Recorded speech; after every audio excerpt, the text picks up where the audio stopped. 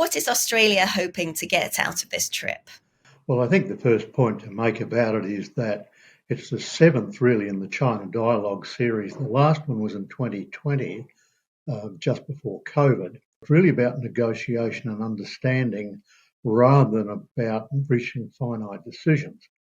All of that said, I think if someone had said this would happen, say, 12 months ago, that would have been a surprising statement here in Australia. So there's been a lot of progress made over that time.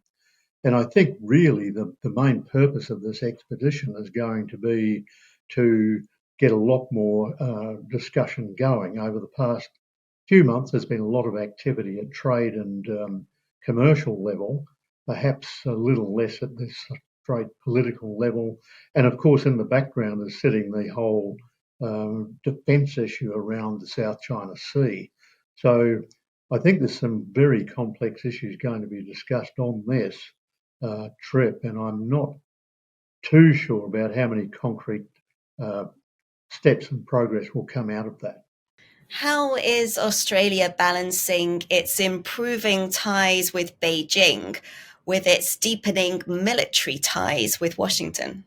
Not very comfortably, I think, Louise, and that will certainly be one of the focal points for discussion, I suspect, during this delegation's visit to China.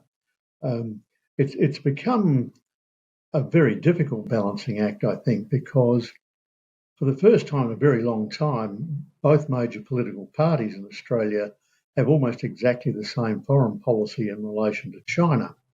And what that has meant is being very much part of the Washington-led coalition and alliance to, in a sense, try and ring-fence China, confront China over the rights of negotiation and navigation through the South China Sea, but also to counter some of China's outreach activities, particularly in the Pacific and what's now termed the Indo-Pacific.